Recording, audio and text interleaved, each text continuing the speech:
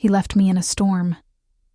Not just any storm, a tempest that tore through our lives, leaving devastation in its wake.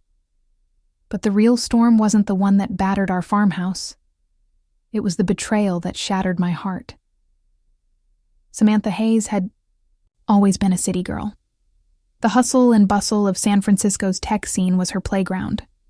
But when she met Ethan Brooks, a charismatic entrepreneur with dreams of sustainable living, her world shifted. Together, they envisioned a life away from the concrete jungle, a life rooted in nature, purpose, and love. They sold their possessions, left their high-paying jobs, and purchased a dilapidated strawberry farm near Asheville, North Carolina. The land was wild, untamed, and full of potential. With calloused hands and hopeful hearts, they began to cultivate not just crops, but a shared dream. The early days were challenging. The soil was stubborn, the weather unpredictable, and the locals skeptical. But Samantha and Ethan were resilient. They attended farming workshops, learned from neighboring farmers, and slowly the barren fields began to bloom. Their organic strawberries became the talk of local markets, and their brand, Hayes Harvest, started gaining recognition. Yet, as the farm flourished, cracks began to appear in their relationship. Ethan grew distant, often disappearing for days, under the guise of business trips. Samantha, engrossed in farm work, chose to ignore the signs, attributing his absence to stress and fatigue. Then came the storm. A hurricane warning had been issued, and Samantha rushed to secure their property. She called Ethan repeatedly, but his phone went unanswered. As the winds howled and rain poured, she battled the elements alone, trying to save their crops and protect their home. When the storm subsided, Ethan was still missing. Days turned into weeks, and Samantha's concern morphed into dread. A letter arrived, not from Ethan, but from a legal firm. Ethan had sold his share of the farm to an investor, his mistress, and vanished, leaving Samantha with mounting debts and a broken heart. The betrayal was profound. The man she had trusted, sacrificed for, and built a life with had abandoned her in her darkest hour. But Samantha was not one to be defeated. She channeled her pain into purpose.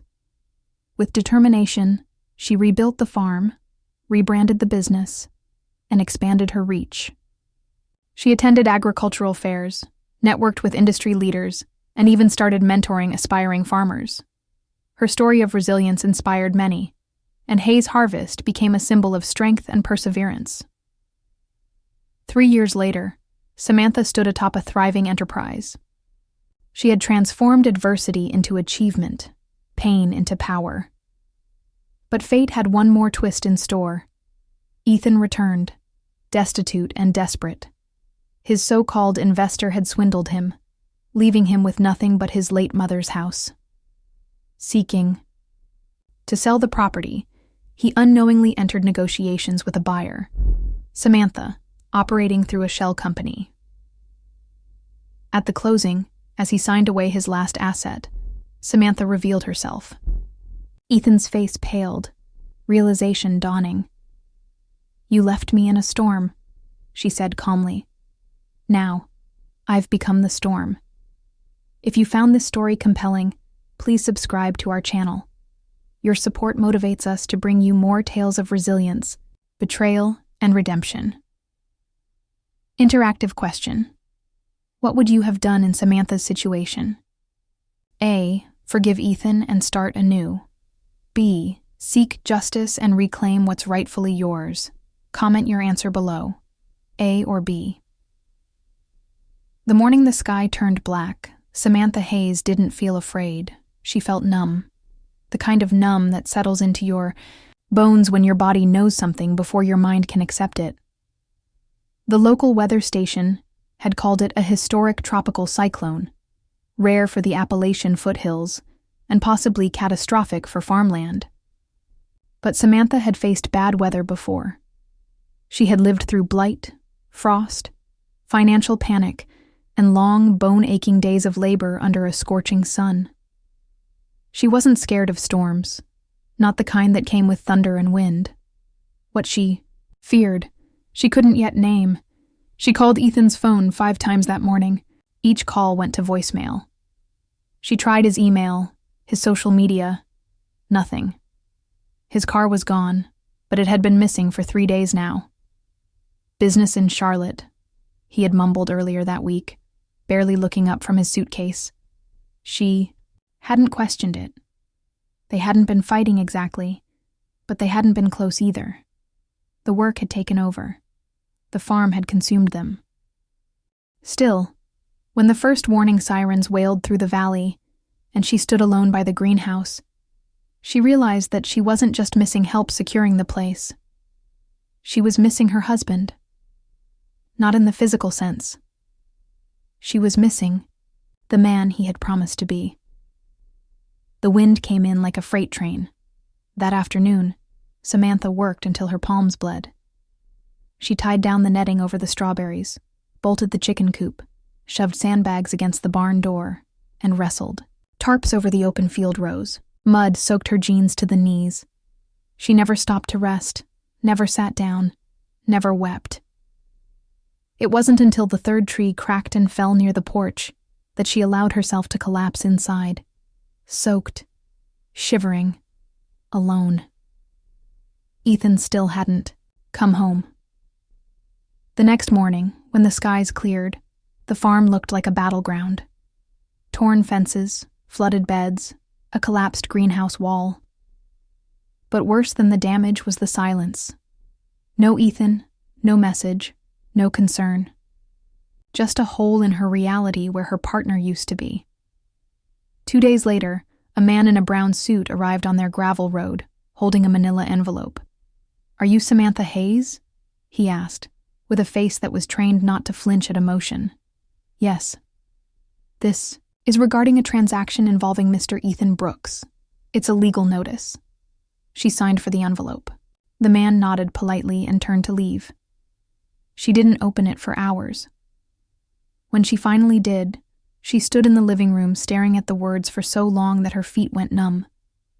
Ethan had sold his share of the farm.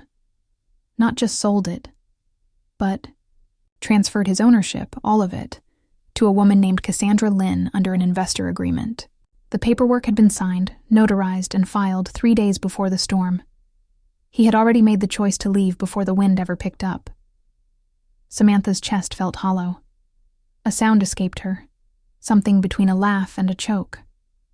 She sat down on the wooden floor, knees to chest, the letter limp in her hands.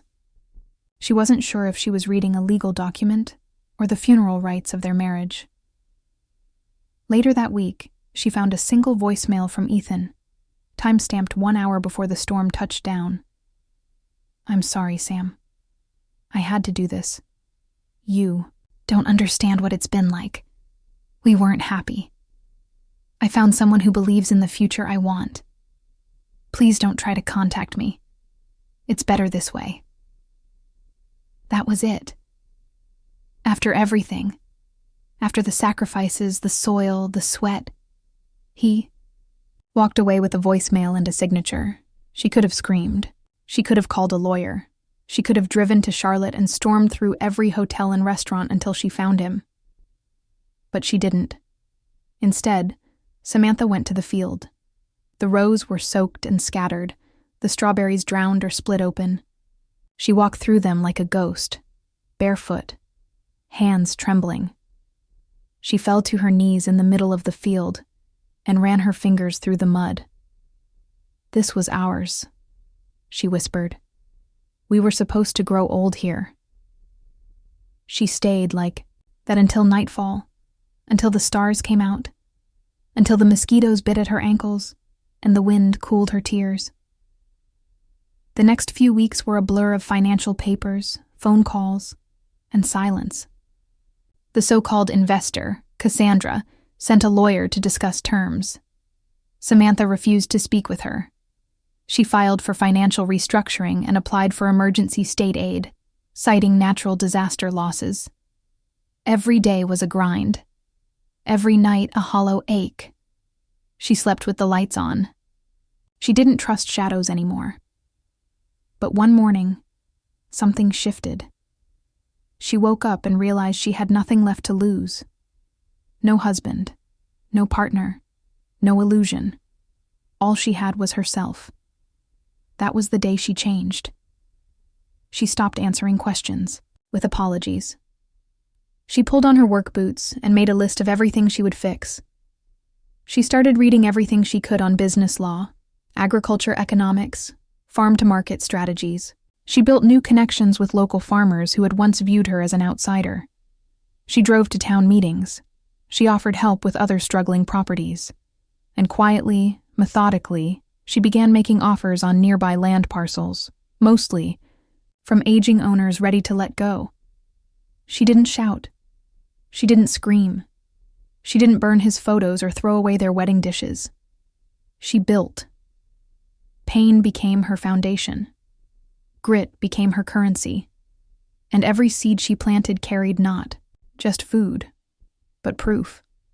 Proof that she was still here. And Ethan? She didn't know. Rumors floated back to town. He had gone to Miami with Cassandra. There was talk of a failed startup, some scandal involving fraud, and eventually, bankruptcy. Samantha didn't chase the stories. She was too busy reclaiming her life. She replaced the storm windows. She patched the greenhouse. She installed a new irrigation system. Her days began before dawn and ended long after dark. Her body changed, stronger, leaner, sun-kissed and scarred. Her eyes, once soft and hopeful, now carried the weight of wisdom and the quiet steel of someone who had already survived the worst. Neighbors noticed. Slowly, they started sending their children to help. Then came the reporters, intrigued by the woman who had been left in a literal storm and come back stronger than ever. Then came buyers, grocery stores, boutique restaurants, regional suppliers. Hayes Harvest was reborn, not as a love project, but as a legacy. One night, 3 months after the storm, Samantha sat on the porch with a warm cup of tea. She looked out over the fields, now blooming again under a North Carolina moon. And she whispered not to Ethan, not to the universe, but to herself. I am still here, and I will never leave me again. When winter came, the cold didn't settle just in the bones of the land. It pressed into Samantha's chest, lingering there like a second skin. The house was quieter than it had ever been, and yet it no longer echoed with abandonment. It echoed with resilience. Every creak in the floorboards was not a memory of Ethan's footsteps, but a reminder that she still had a roof over her head. The farm had survived its first season without him, and so had she. But survival wasn't enough. Samantha Hayes didn't just want to exist in the ruins of a broken dream. She wanted to reclaim the dream and rebuild it on her own terms. By February, she had filed for a new business license under a revised name, Hayes Harvest Cooperative. The word cooperative wasn't a branding decision. It was a signal, a promise. She no longer believed in doing it all alone, not out of weakness, but wisdom. The first thing she did was reach out to the women's agricultural network she had heard about during a farmers' conference she once attended in Durham. She didn't know what to expect when she sent the email. Her fingers had hovered over the send button for 10 whole minutes. But the reply came swiftly and with warmth. Within 2 weeks, she found herself on a Zoom call with 3 other women, all farmers, all survivors in their own right. There was Marlene from Mississippi, who had fought off corporate land buyouts for a decade. Joe from Georgia, who had rebuilt her father's failed peanut farm with nothing but grit and borrowed tools. And Rena from Tennessee, a quiet powerhouse, who had turned abandoned urban lots into edible gardens that fed entire neighborhoods. They listened. Not with pity, but with a kind of reverent solidarity. You're not alone, Sam, Marlene had said that first call. You're just starting your second season. That phrase stuck with her. Second season. It sounded like something a plant would know. And maybe that was the point. You couldn't control when storms would come, or when someone would tear your roots out of the ground. But if the soil was still there, if your hands were steady, you could grow again. Samantha started attending workshops every other weekend. She learned about seed resilience, compost layering, beekeeping, agroforestry, things she and Ethan had once planned to do one day, but never prioritized. She bought used textbooks from local colleges. She called the county extension office so often that the receptionist began greeting her like an old friend.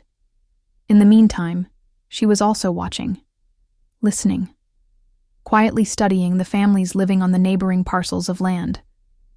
She knew which ones had struggling crops and which homes had porches left unlit at night, suggesting age or illness. She wasn't scouting with greed. She was preparing for opportunity. She believed in her community. She also believed in creating win-win futures, ones where she could expand without exploitation.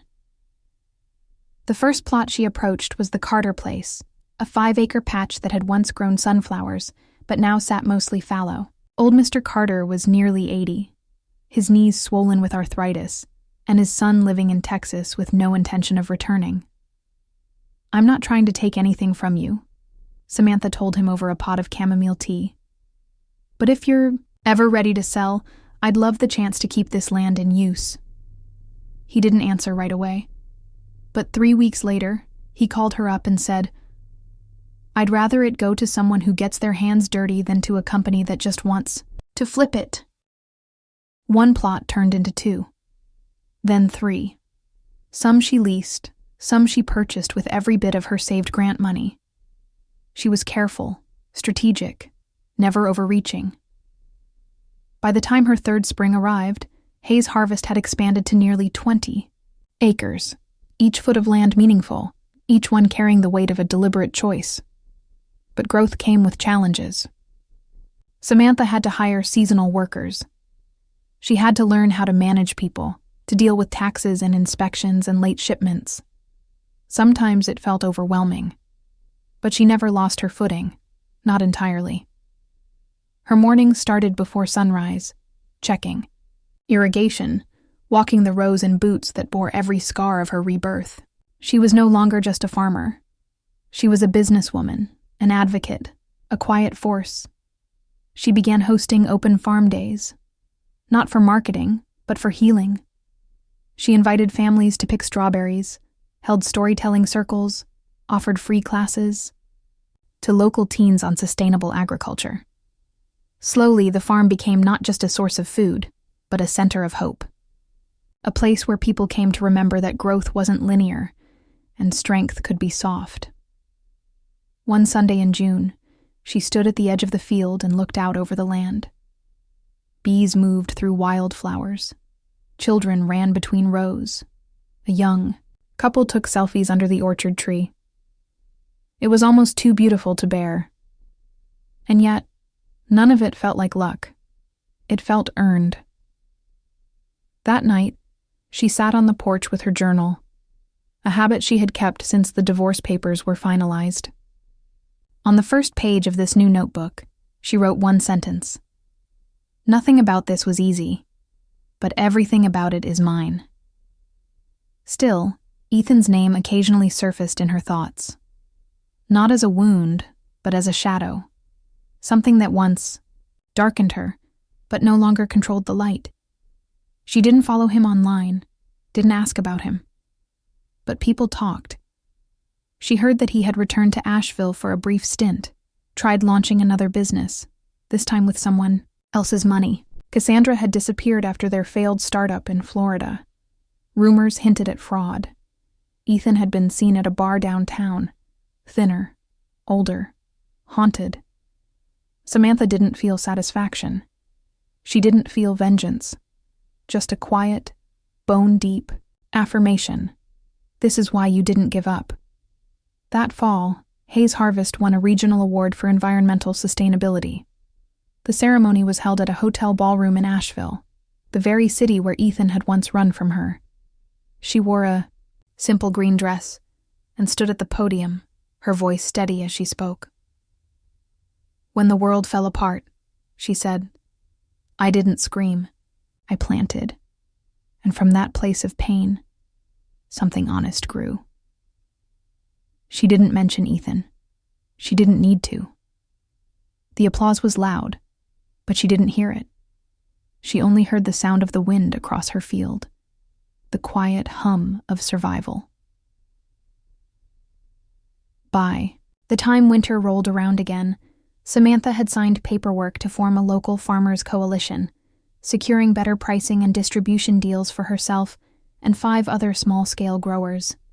She had given a TEDx talk. She had featured in a regional magazine. And yet, she still walked her field alone most mornings, still touched the soil, still knelt at the base of her oldest tree to whisper a silent thanks. That was the thing about healing. It didn't announce itself. It didn't demand ceremony. It arrived in the quiet moments, the ones where you realized you had stopped looking back. It had been exactly 1,073 days since Samantha Hayes had last seen Ethan Brooks. She didn't count the days at first, too focused on surviving, rebuilding, becoming. But later, when her strength no longer came from forgetting, but from confronting, she counted. It was a quiet ritual, never spoken aloud. Every sunrise not shared with him became a quiet bead on an invisible string, each one proof that life went on without him, that she had gone on without him. And then one day, just as autumn was gilding the edges of the leaves and her orchard had started to turn, a deep rusted red, Samantha saw his name again. Not in her inbox, not in a call, but on paper. It came in the form of a real estate notice. A historic cottage in Charleston, South Carolina. White shutters, wraparound porch, faded blue paint, was listed under a shell holding company.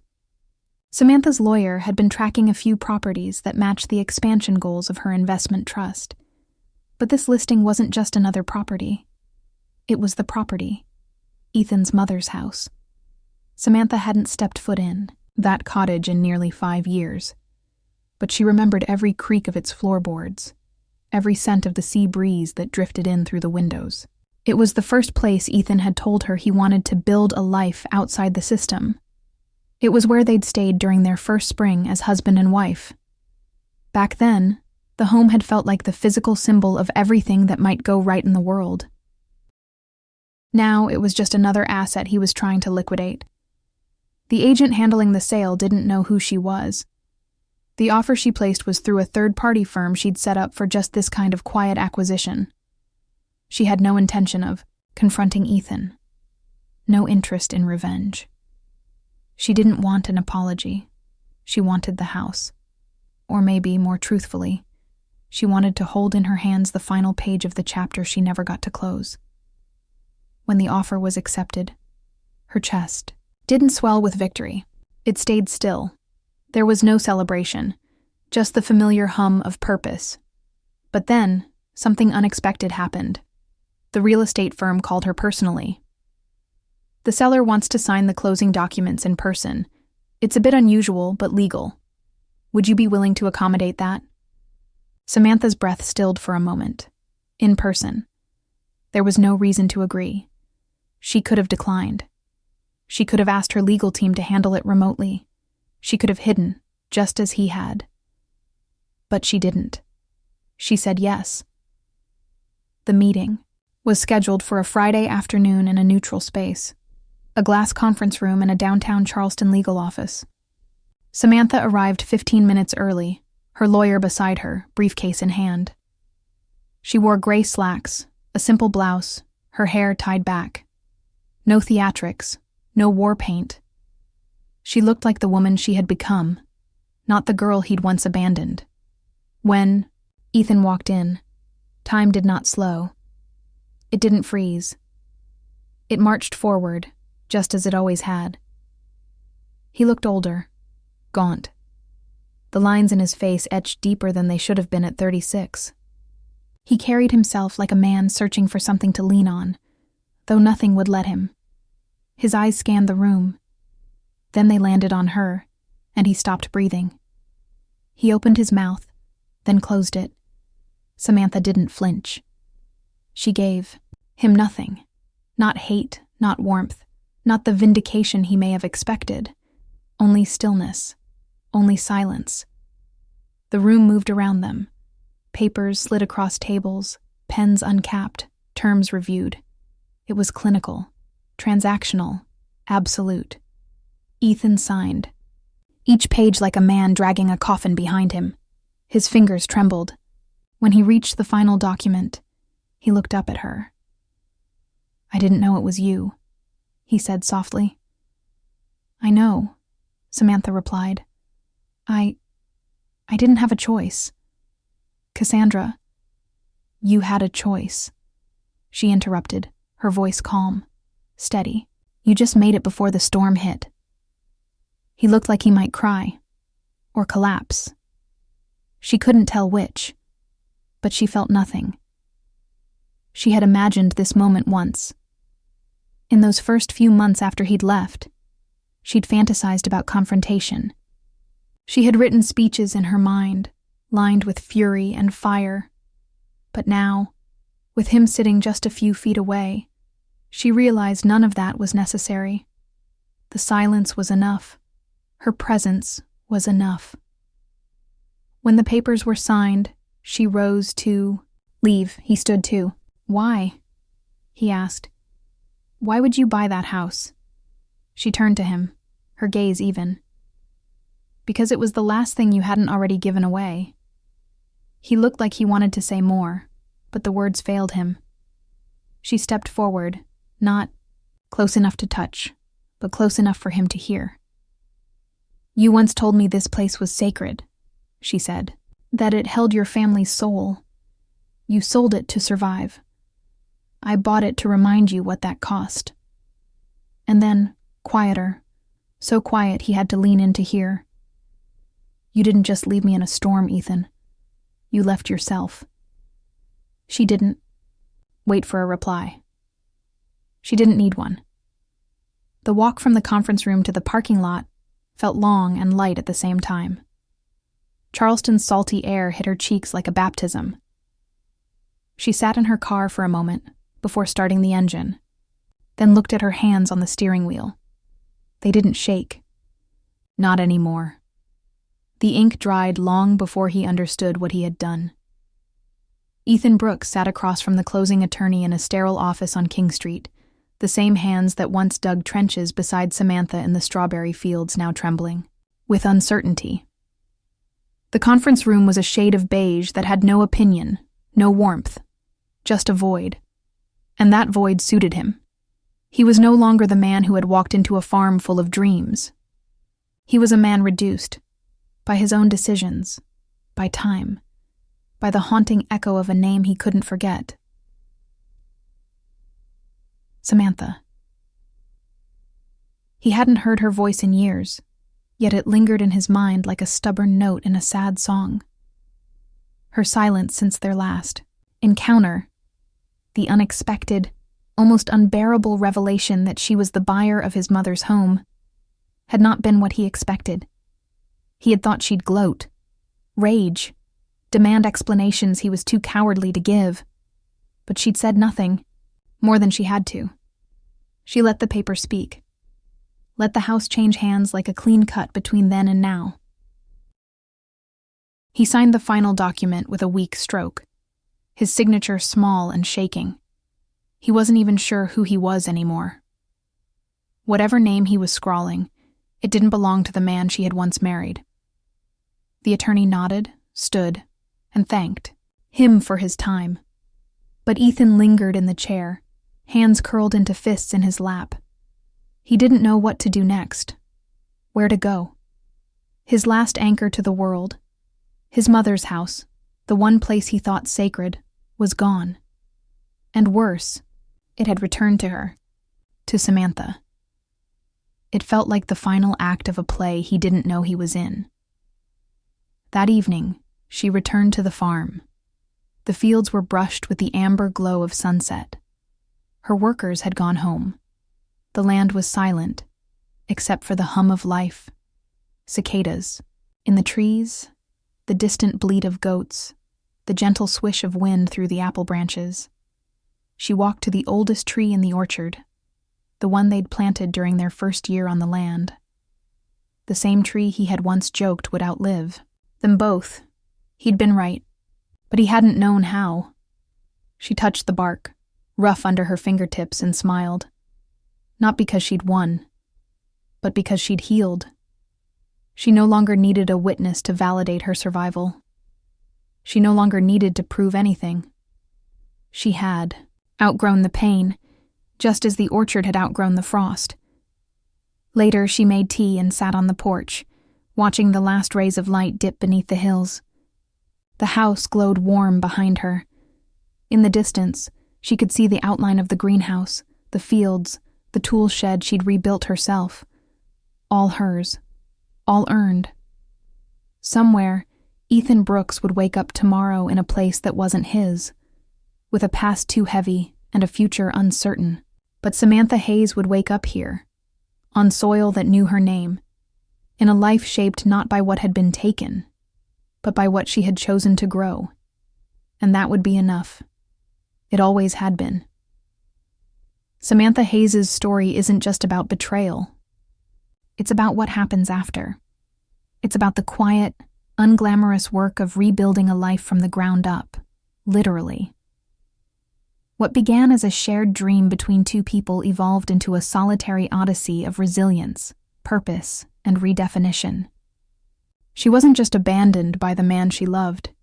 She was left in the middle of a literal and emotional storm. And yet, from that wreckage, she didn't just recover.